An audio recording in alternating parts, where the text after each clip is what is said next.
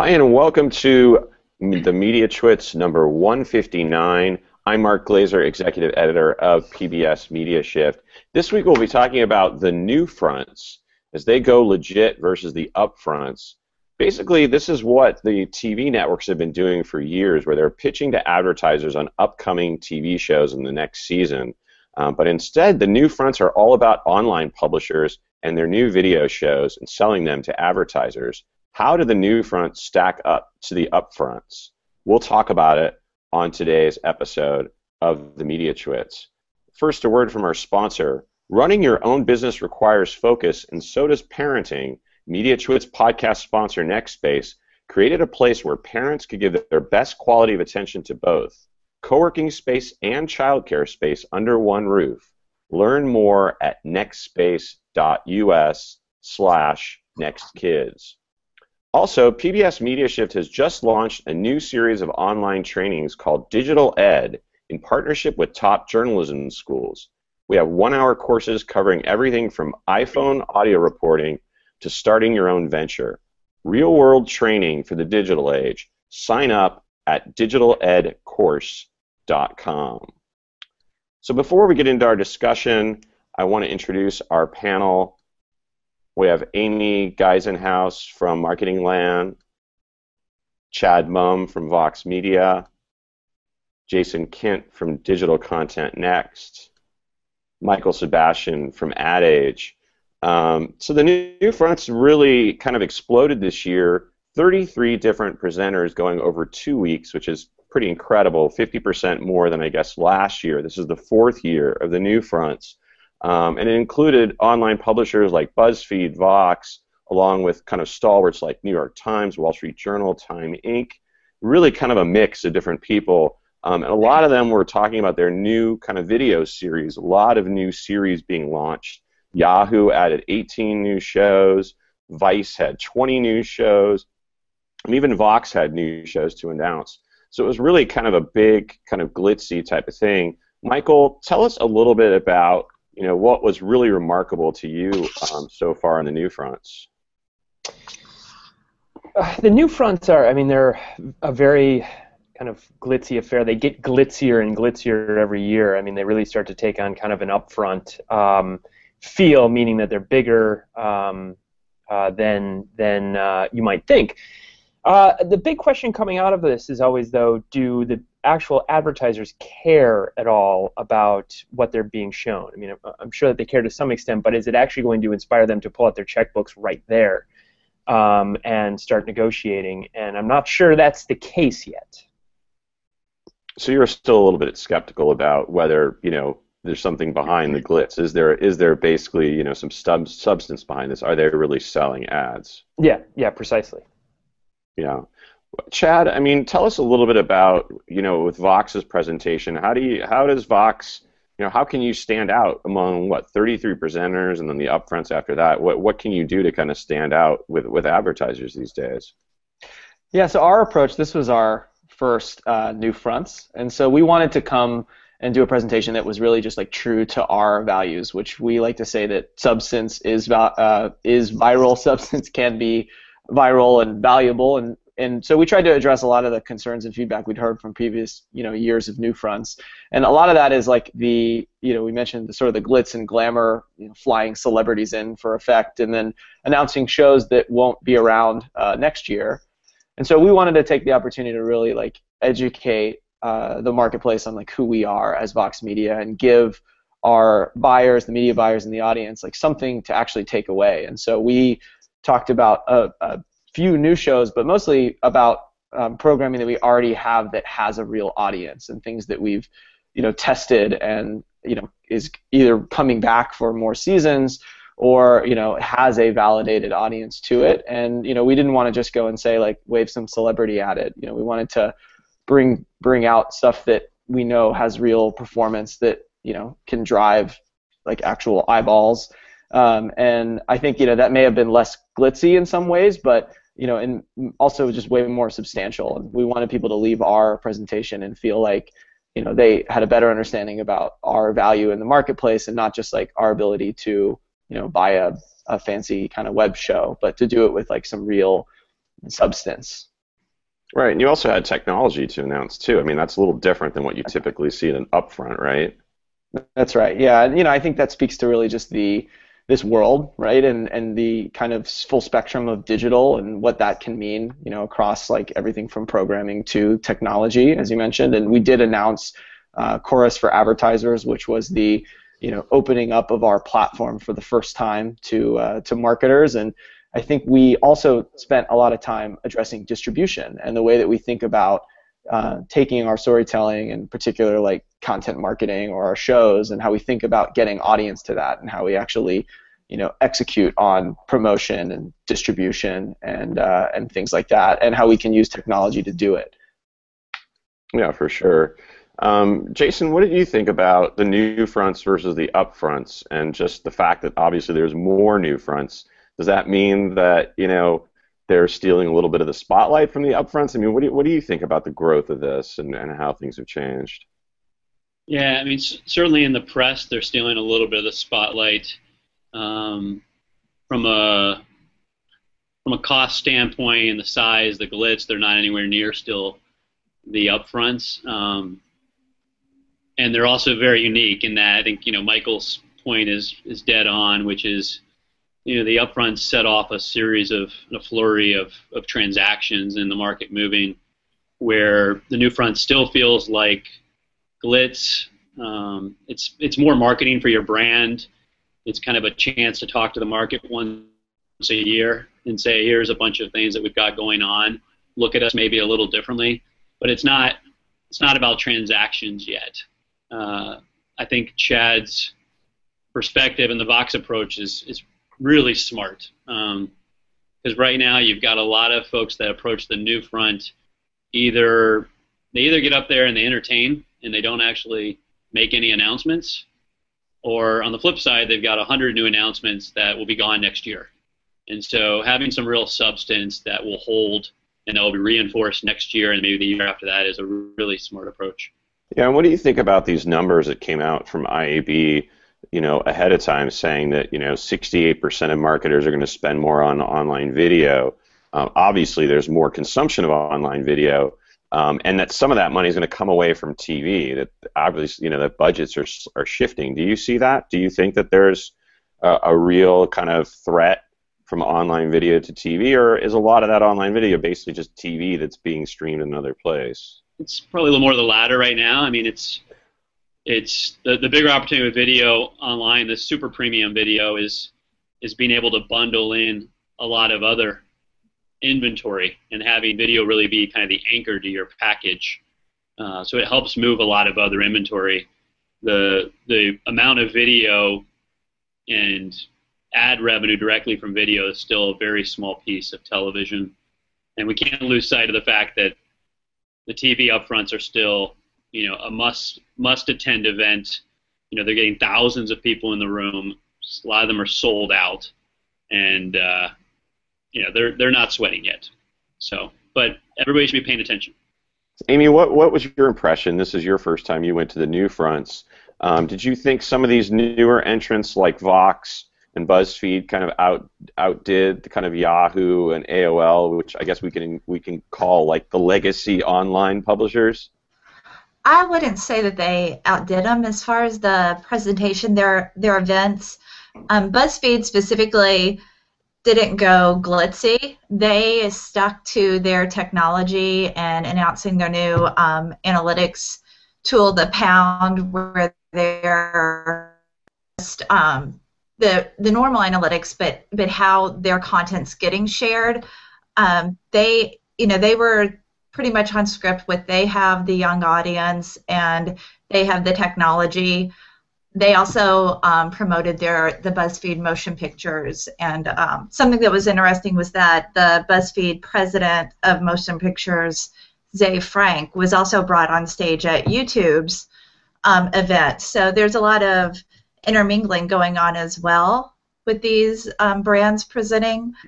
But yeah, for the newcomers, I can't speak to Vox. I'm sorry, I didn't make that event. But I didn't feel that BuzzFeed was nearly as big as the usual players like Yahoo and AOL and Google.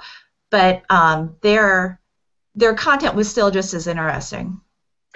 I have to disagree on the BuzzFeed point. I thought that was dreadfully boring. I thought that it was like one of the worst science or statistics classes I had been in. I mean, all interesting stuff, I'm sure, and fascinating, right? They have scientists thinking about how content should be created and shared, but it's like, and like the salad was gross too that they served. It was just like the whole thing was just bad salad. I didn't eat the lunch there, so I can't speak to the food. I did think that Zay Frank, the president of the motion pictures, that his presentation at YouTube was a lot more energetic and engaging. 100%. Yeah. So I agree with that for sure. Mm-hmm. And I loved what YouTube did by putting the fans in the front row to really illustrate to the media buyers in the room that wow, there's like Beatlemania going on with these YouTube stars. Right. It gave the ad buyers like a front row seat to the audience they were buying, and that was very smart. Very smart. Mm-hmm. Yeah, what do you guys think about YouTube? They've obviously got a phenomenon when it comes to all their shows, and they can reach really large scale, but they also just, having such a huge number of them is pretty incredible. Jason, do you have thoughts on YouTube and what they're doing?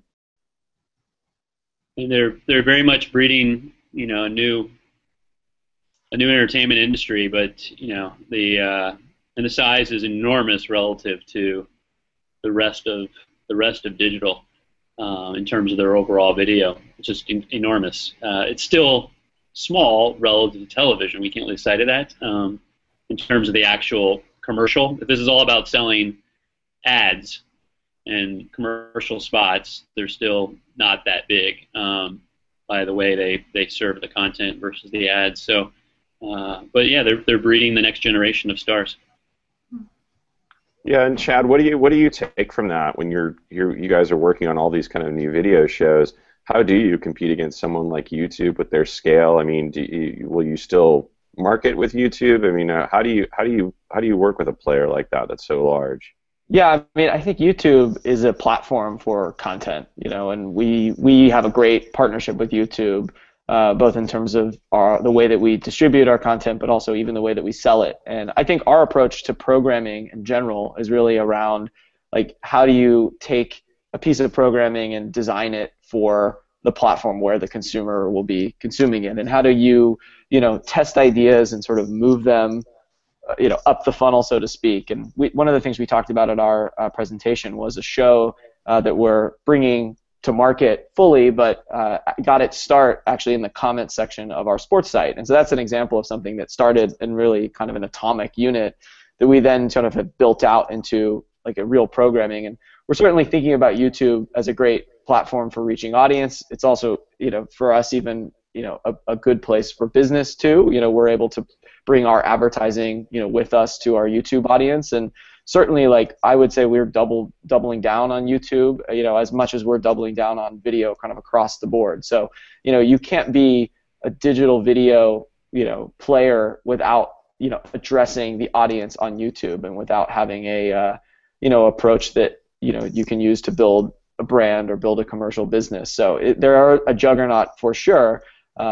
But it's, it is like the biggest video platform. So, YouTube and Facebook can't be ignored in this space. Right, but YouTube also is kind of helping support people within their network. So it's like you're on their platform and you're promoting there, but you also have to compete against so many things there too, right? Yeah, well, it's the challenge of any, the internet is a broad place. Like, how do you distinguish your brand? How do you distinguish yourself? And, certainly Google is, I think smartly investing in marketing their sort of homegrown talent on the platform. But certainly their strongest story is like this is the place where the next generation of sort of talent is being created. And I think that both talent and just sort of programming in general. And I think that their idea of sort of capturing that audience and elevating these sort of original creators, it's leaning into what has worked for them. And one of the things I took away from the Brandcast this year was, they didn't really talk about like Google Preferred the way they talked about it last year, and it was a lot of showcasing talent. I thought John Green's speech was amazing. His keynote was like throw up the rock fist moment for the creator community.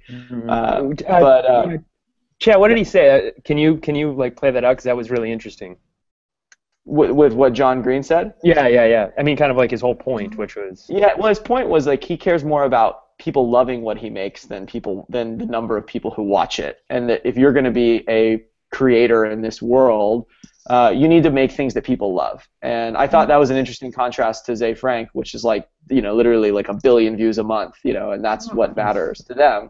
And, John's point was this consumer, like the fans screaming in the front row, they want something that they love. And right now, like the advertising, it can't support that fully. Like he writes books, he sells, like T-shirts and tickets, and I think that was more a rallying cry around like the content that people make and why that matters more than anything, and the hope that, hey, all you media buyers out there, like catch up to this wave. Like we have stuff that people love and not just stuff that people watch.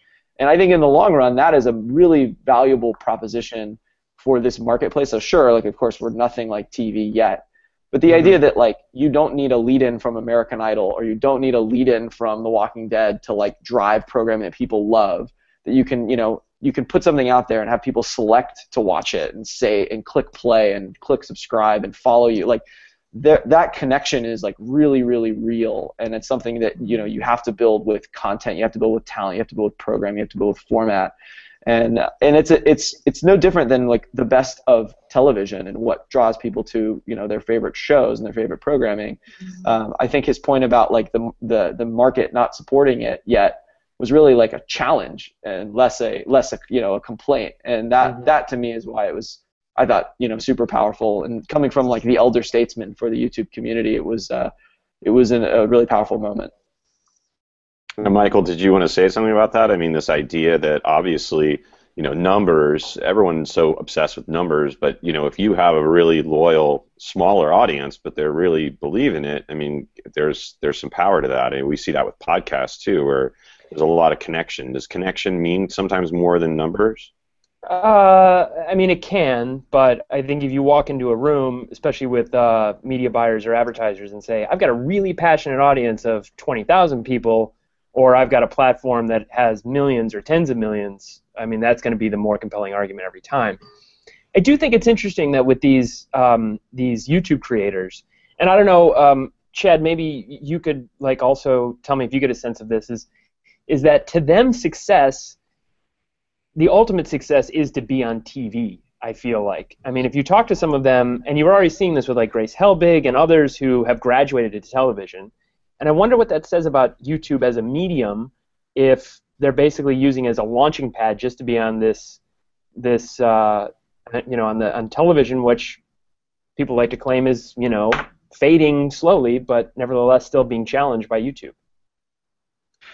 Yeah, I think that probably there are certain creators, like Grace is a perfect example of like, for her, TV is like the best expression of like what she wants to do, and I'm sure that her ambition, is like able to be met by like the budgets of TV, the distribution of TV, and listen, like TV is still a great mass medium, like, and there's a massive amounts of audience on television, and for her, I think that like makes a lot of sense. I think if you ask John or Hank Green, I don't think they maybe think that, but they may have a different objective for what they're trying to do. I mean, Grace is a entertainer. And and so for her, creating entertainment, that TV is a natural extension for her brand. We work with Marquez Brownlee, who is the top YouTube creator in technology, and we work really closely with him with our technology brand, The Verge. And Marquez wants to be a YouTuber for life, and he certainly has opportunity to do more ambitious things. And part of the reason why we want to work with him is to like help him do more ambitious productions or get access or go, travel and do things. But for him, he sees his community on YouTube as like his platform, and that to like go and filter it through someone else's is really like, it's just like less interesting to him. And now, that may change as he's still in college, like he's about to graduate, but yeah, you think if Viacom dangled like a huge contract in front of him, he'd say, no, I'm okay with YouTube. I mean, I think, to be honest, I can't speak for him. I think now he probably would say, yeah, I'm okay with YouTube. But we'll see where things go. But I don't know. I think the more exciting thing in general is that there's just never been more opportunities to reach consumers in video in particular. And I think the disruption that technology has enabled in terms of all the pieces of the equation, from media creation to distribution to the way that you market that, it's leveled the playing field in a very interesting way. And I think for thinking about this convergence that is we're on our way towards, where it's all a data stream to a screen essentially. How do you orient yourself to create the next wave of what these either they can be brands, they can be individuals, they could be talent, they could be formats. All of this is really there's an opportunity to build this next big thing. And I think that's that's why you see the excitement in the NewFronts. That's why you see the excitement at YouTube, Brandcast. That's why, I think things like what we're doing and what our peers are doing is very exciting, because you're talking about addressing a consumer base that doesn't, have something that they go to regularly outside of Game of Thrones, and so how do you program to that audience who prefers to consume digitally? It doesn't even have to be millennial, but people who would prefer to pick up their phone, or prefer to open their laptop, or turn on Apple TV. And so how do you address that audience by creating programming that's relevant to them and to that generation of consumer? That is what this is all about. And I think that's what gets TV to take notice, because they certainly know they have to figure that out and how to address it. But right now they have all the money still. And so how do you when literally digital may still just be a drop in the bucket, they know where it's going to go, but how do you make that shift is a real challenge. And then you have digital producers, like us included, saying okay, great, there's all this TV money that's out there that really hasn't made its transition to digital yet. And so how do we with what we have in our platforms address that opportunity, and how do we start to orient our process and our development and our resources and our assets to being able to be ready to capture those brand dollars when they move, or capture them where they are now, even in some ways. And I think part of it is by being able to say that we're able to create programming, we're able to draw in real audiences, and we're able to do that at scale with a point of view. And I think that's what all of these presentations have been about. But I think what ours was focused on was saying look, this is programming for a new generation. It has lots of audience. It has real scale around it. It has real consumers that are consuming, but it also comes with a point of view. So, it feels like something unique. It's defined. It has its own brand. And, for us, this is the future and what it looks like. And I think we're at the very beginning of it. But, we'll be back at NewFronts next year. Yeah, I mean, it's also interesting to see players like Amazon and Hulu and Netflix with their original content. I mean, these are bigger players, and I saw Jill Soloway speaking on a panel recently who had Transparent, and she basically was really happy with Amazon. I don't think she would trade that to go to a network, because she's given a lot of creative freedom, and that's what I think a lot of these people on YouTube, they're given a lot of freedom to do more. Amy, what's your thought about some of the creators and kind of the TV versus online and digital, and how that kind of is playing out now? Well, for Hulu, I don't know if I would say surprised, but it definitely set them apart when their VP of advertising came out and said, "We are television." He wanted to make it very clear brands that NewFronts were not so much separating themselves from television, but just there wasn't an attachment there like there was at Hulu. So as far as the content or the creators, I think that overall the week was just kind of about what Jason or Chad had said about just attaching a personality to these brands for the media buyers so that they could set up who they are through the type of content that they're bringing. I felt like Maker Studios was focused on millennials, whereas Yahoo was focused on more long-form video, and YouTube obviously was focused on millennials. So with the YouTube stars that they brought out. Yeah, that makes sense.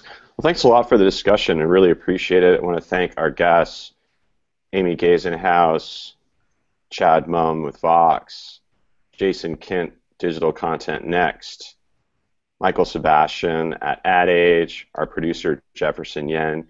You can catch us each and every week on Fridays on the Mediatwits. You can catch us at mediashift.org. We want to thank our sponsor, NextSpace and NextKids. You can learn more about their program at nextspace.us/nextkids. We'll catch you all next week. Thanks.